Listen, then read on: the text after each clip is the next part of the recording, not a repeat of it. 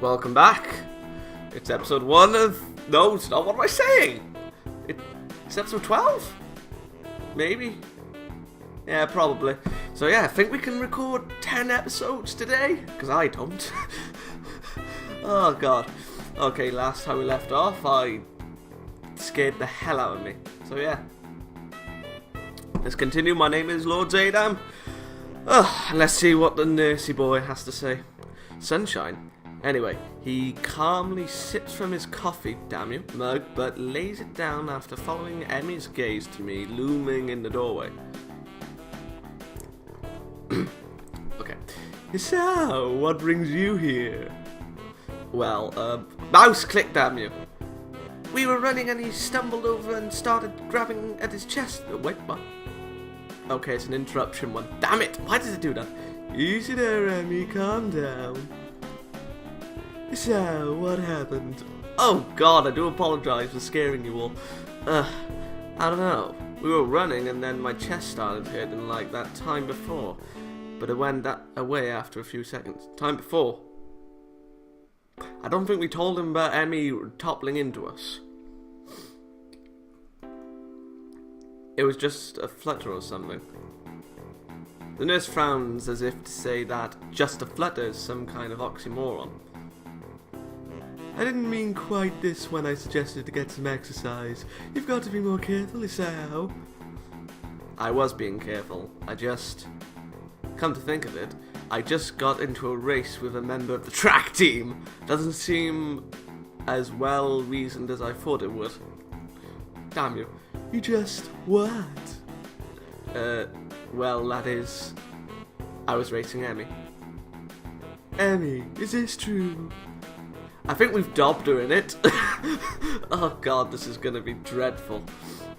Emi fidgets, looking adorably contrite. Probably.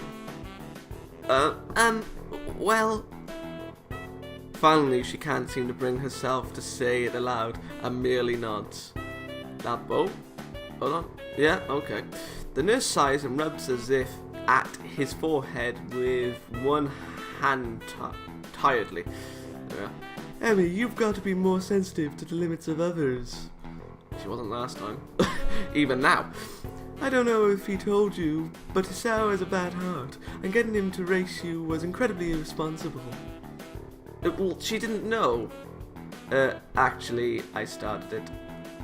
The nurse is stunned by my statement. You what?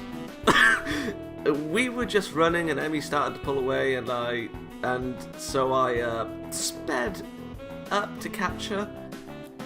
The nurse stares at the ceiling, mutters a prayer of patience to some god or another. Oh, that's just beautiful. And looks back down at the both of us. Oh dear Lord in heaven, give me patience. So you're both stupid. Fools! That's comfort, I guess. Now come on, Isao. I've got to make sure your heart's not going to explode or something. Oh, that's just beautiful. I dutifully obey and follow him to the adjacent room where we are certain that I am, in fact, not going to keel over and die. So, how does it feel? I don't know. Nothing much. Tired, but it might be just from the exercise. You should stay here for a few hours and rest, and we'll see how you feel after that. I'm not going to object, so I lie down on the infirmary bed.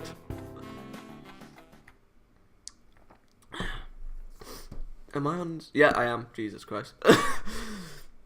A thoroughly miserable Emi comes in after getting an earful from the nurse in the other room. Oh, God. Damn it, Isao, you dobbed her in it. I mean, sure, I want to kill her, but I don't want someone else taking the glory away from me. I couldn't hear what he said through the closed door, but I'm sure it wasn't pleasant. I'm sure it wasn't pleasantries. Oh, God. This didn't work on me before, but getting her into trouble for his stupidity is like, oh, something I can't comprehend.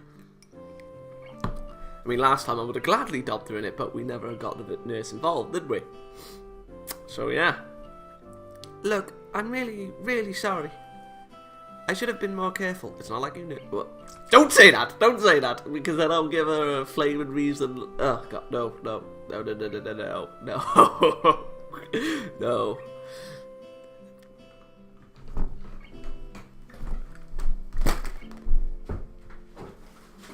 Fucking damn it, Sam.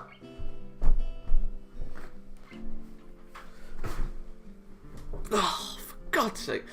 I just got up from my chair and threw my coat. Right then, where was I? Ah, yes. Hey, you didn't know. It's not your fault. Urgh. She looks awfully down and sorry, and my reassurance doesn't do anything much to cheer her up. I want to make it up to you. Why now? Again with that decisive nod. So, you have to come to lunch with me. Pity. I'll bring it for you, okay? Something really, really good. I start with a you don't have to, but then shut up and just nod at her when I see her face. Doesn't work on me. Good. We meet on the roof. Rennie! We? Yep, the weather's nice now, so the roof's a great spot for lunch, you know. I see. You'll come, right? You wouldn't deny me the chance to make it up to you? Of course not. Great, see you there. And I am forever alone. Oh well. Should really stop slurping. I stay afloat somewhere between the sleep and awake, feeling completely drained. Not only my body, but all of me is limp and paralyzed, apart from my senses. Oh God. I swallow with difficulty and then try to lie as still as I can, which in this state is not a very hard thing to do. The nurse is shuffling round on the other side of the curtains he drew to give me privacy. I can see his shadow shifting about in the sunlight. Shallow? Did I say shadow? Shadow, there we are. He has opened the window of his office. It's windy outside. The clean white curtains flutter in the breeze in a heavy, lazy motion, like waves. Light sifts through them slowly, half absorbing into the fabric. Oh joy. Oh, we're sleeping. We're given in to death. I close my eyes. The breeze on my face feels like the soft fabric of the curtains. I listen to the sound of my heartbeat. Beautiful. Disgusting. For a moment, trying to shut out the sound of the nurse tapping away on his computer and my own heavy breathing. It's steady. Damn it. Not even a week and I end up like this again. I really screwed up this time. Should have known better than to play the half-baked sports star in front of the real one. And why did I try to act brave? Like that heart flutter was no big deal, even when it was obvious that it was. It was just a reflex to push it away, to keep it inside. I didn't want it to happen. I didn't want Emmy to see. At your weakness. Ah. Stupid. I have to be more careful. I will end up in the hospital again, or worse. Well, even when seemed to happen a lot in Lily's, and it wasn't even your fault most of the time. Although, third time's the charm, it was. ... That's my final thought before I give in to the tiredness. Hello? Katawa? Do. Oh, aww, sad face. I fell asleep. For how long? What time is it? I'm feeling a little lightheaded and I keep blinking compulsively. Pushing the curtain aside, I squint my eyes against the unfiltered light pouring in from the window. The texture of the canvas feels nothing like the wind did before. Nurse looks up from his work, sitting exactly where he was before. How are you feeling? You violated me, didn't you? I can't really tell, so I don't answer anything. I'm feeling kind of groggy from falling asleep at such a weird time. Hopefully I don't look too weird. What time is it? Me croaking the question to gain some orientation, the nurse looking at his wristwatch before answering. Things seem to happen in slow motion. 10:15. I try to think for a moment what that means, but I'm not really sure. You didn't answer my question, Isao. Oh, fine. Climb down from the bed, then, and let's see how you're doing. Don't... Oh my. I tried to do exactly that, only to sway dizzily. Don't move too fast. When I move too fast, the nurse moves to support me by an arm and sighs. Stand up too quickly is what I was going to say. Just sit there, I'll check your pressure to make sure. Oh god, my good intentions sure lasted for a long time. I shut up, embarrassed with myself, while the nurse gets busy. Gets busy tonight with an old-fashioned contraption, there we are, and my arm. That squeezing thing. After a couple of minutes, he puts it away, looking neither pleased nor unhappy. Stable? You're alright. Head stop spinning? Yeah. Good. And how are the contents doing? The pills? I don't know. You didn't show very good judgment out there, Hisao. I swallowed a retort I was going to make. It's what I was thinking myself, but hearing it stated by somebody else makes me want to protest. Well. What he's saying is not pleasant to hear. Doesn't make him any less right. No, sir. He nods, still looking as neutral as he was before. He would be a lovely Grey Warden. It would be easy to be angry at him if I said, told you so, or something, but he doesn't. I can try and help you to keep your health, but ultimately the last call lies with you. Hopefully this little episode will be something that'll remind you of that. Well, here, a note for your teacher, to avoid an interrogation. I take the slip of paper he's offering and then make my leave, as I can't think of anything else to say, nor really want to. Stay out of trouble, you hear me? I don't think it was anything but a scare, but next time could be different. I hear you, even though I didn't say it aloud. How many scares did we have in Lily's arc? We survived all of them. There is some way to get to the school building straight from the auxiliary building, but I'm not keen to find out and possibly get lost, so I got out from the exit that I know works. I sat up the stairs of the auxiliary building, deliberating for a moment between going to the dorms to get my books and stuff and going straight away to class. The sun stings my eyes, so I head towards the dorms. Ugly picture, and I'm yawning. The halls are quiet, as the courtyard was naturally so since everyone is in class. I knock lightly at the door of 3-3 and push open the door when Muto calls from the other side. Sorry I'm late. 15 pairs of eyes turn to me. Good morning, Nakai. Muto seems to be somewhat confounded by my coming in late, as if I interrupted his flow or something. Probably did. Judging from the rambling lectures his classes tend to be, that might be the case. Good man. I pass him the note the nurse gave me. Muto takes it with a nod and reads it quickly.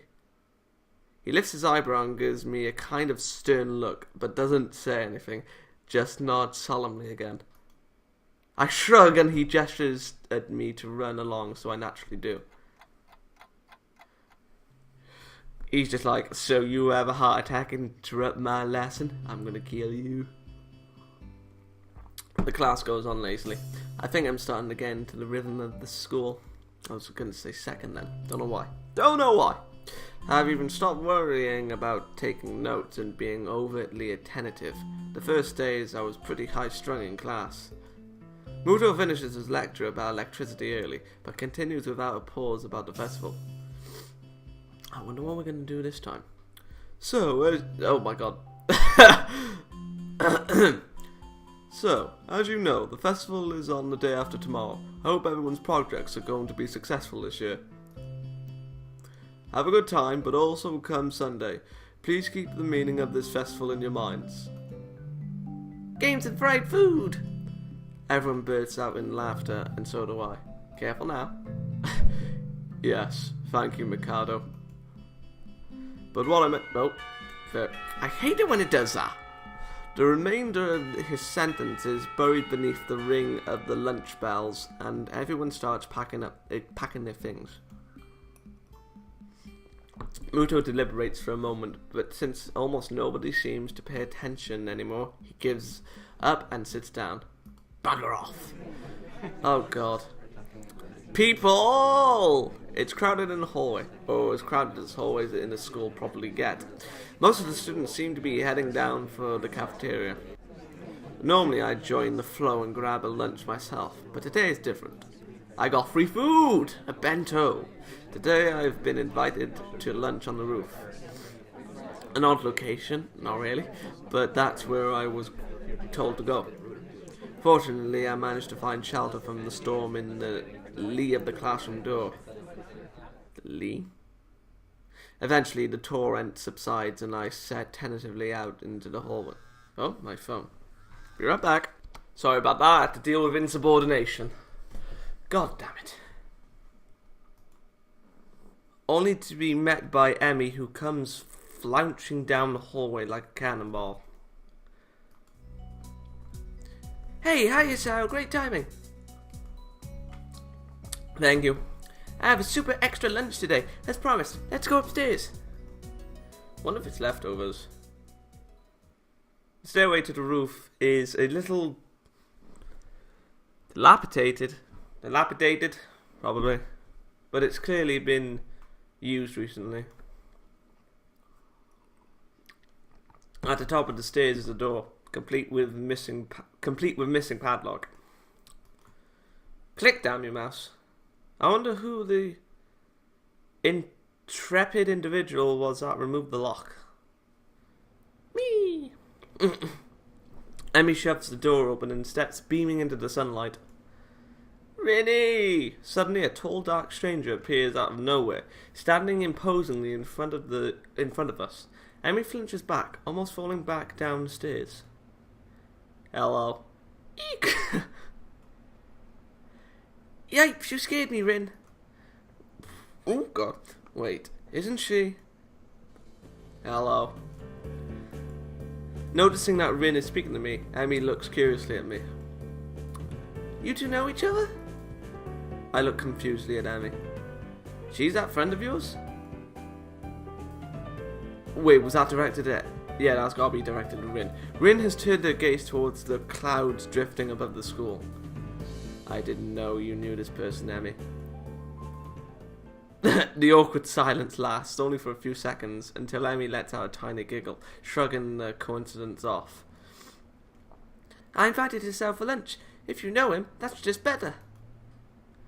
Oh, does this mean I don't get food? Or did you invite him for lunch without the lunch? Neither. I have food for free. Nice thinking. They walk to the other end of the roof while I stay at the clock tower for a while, taking in the atmosphere. And for us. Well, I'd say that I have no idea.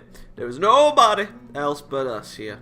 I guess the roof is not as popular as it is in other schools. Well.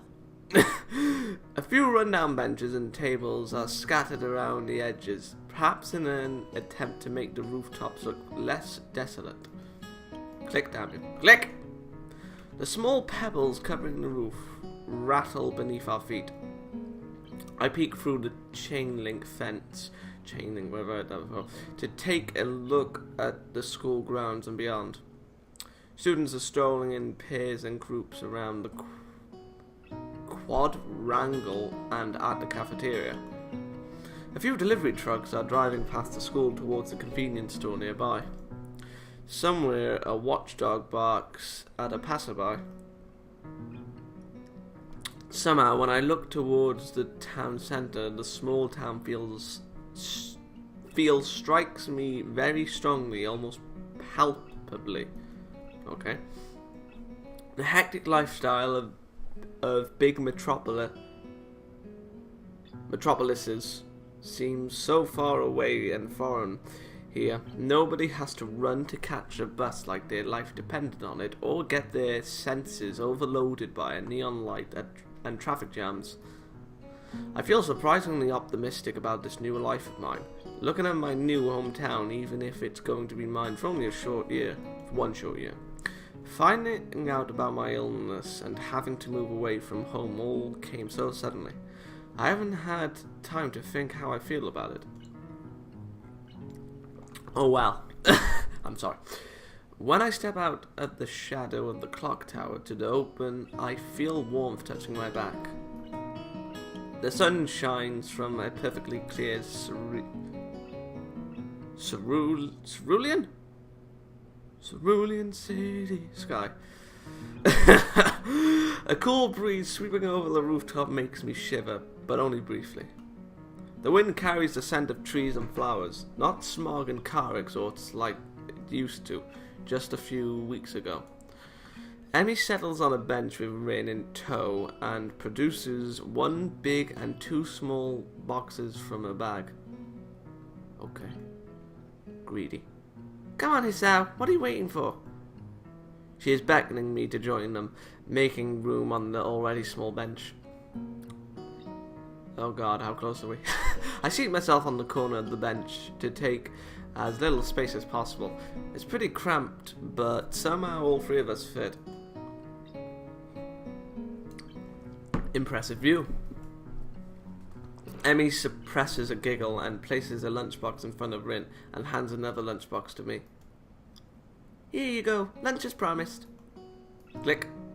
Homemade, no less. I'm impressed. Wow, this looks really good.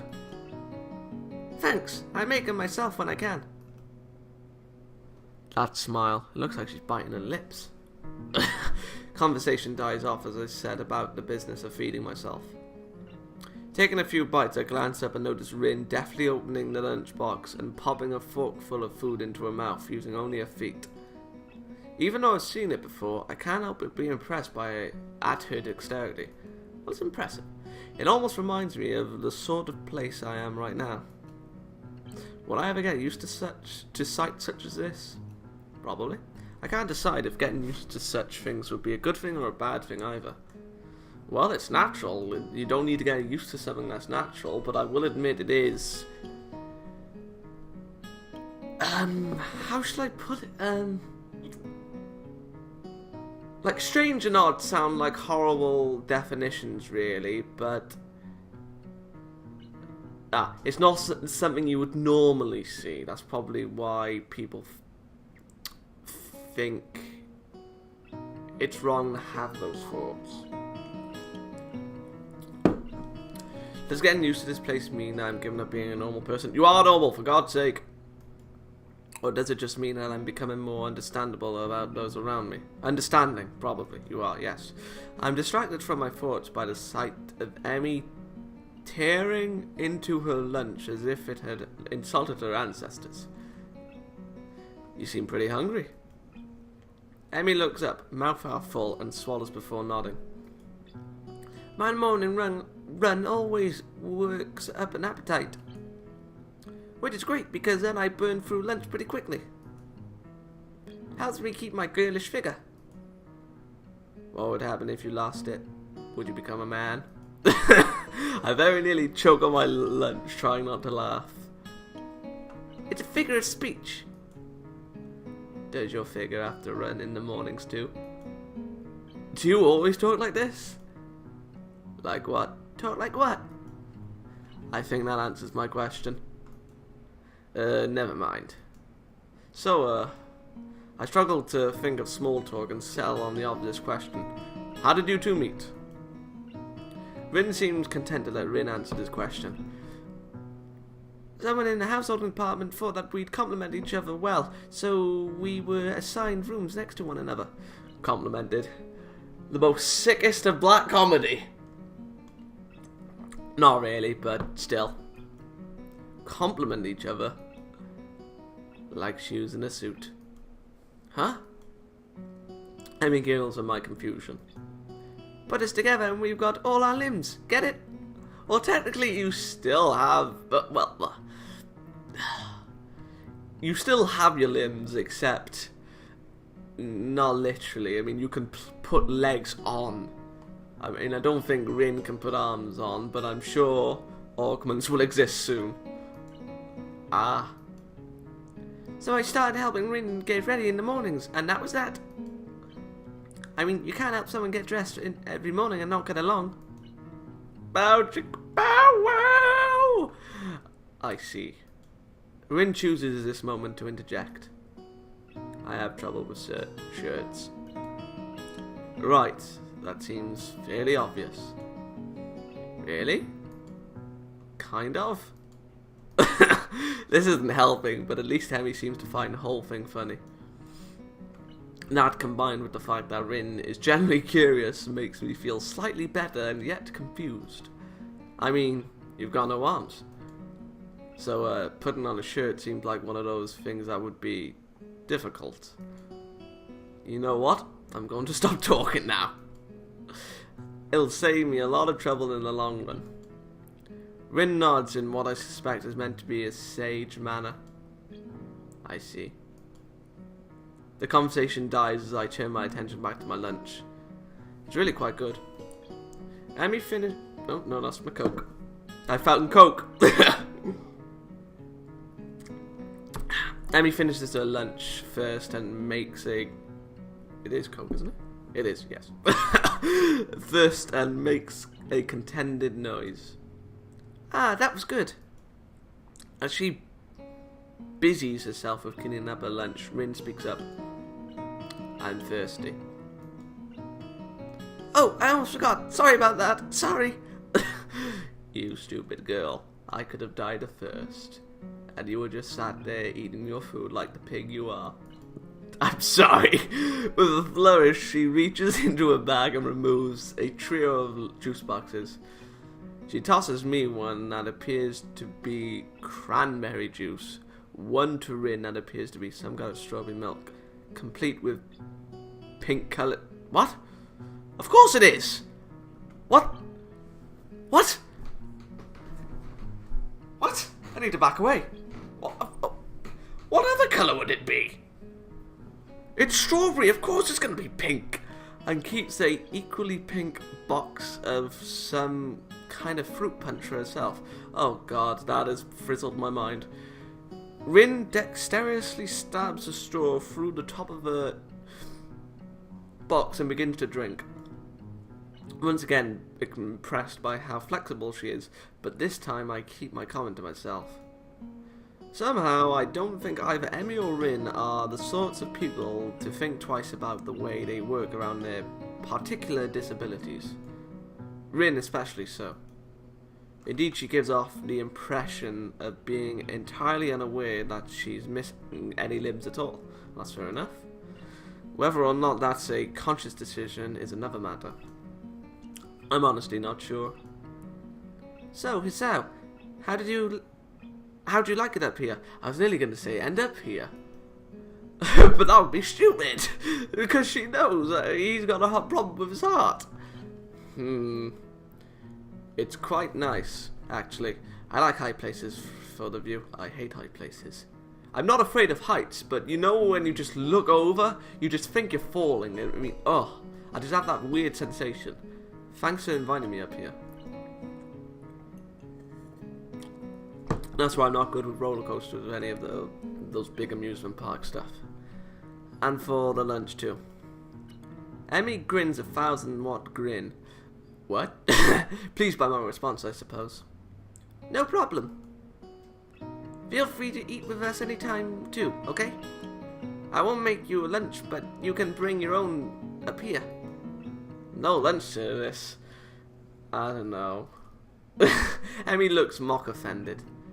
Trying to take advantage of my good nature? Yes. The nerve! She giggles. Well, if that's your answer, I guess Rin and I will just keep eating lunch all alone. Oh, my. I am suddenly assaulted by the most heart-rending puppy dog eyes I've ever seen as Emi pouts. Kidding, I was kidding. I wasn't. I'd love to eat lunch up here again. Good location and the company's okay too. Oh, God. Emi frowns a bit at my declaration of okay, but seems happy enough that I've accepted her invitation. I guess this makes us friends now. Or at least acquaintances. Good man. Ding dong. And on that note, I've been recording for 30 minutes. I will see you in episode 13. See you in a couple of seconds. I'm not kidding.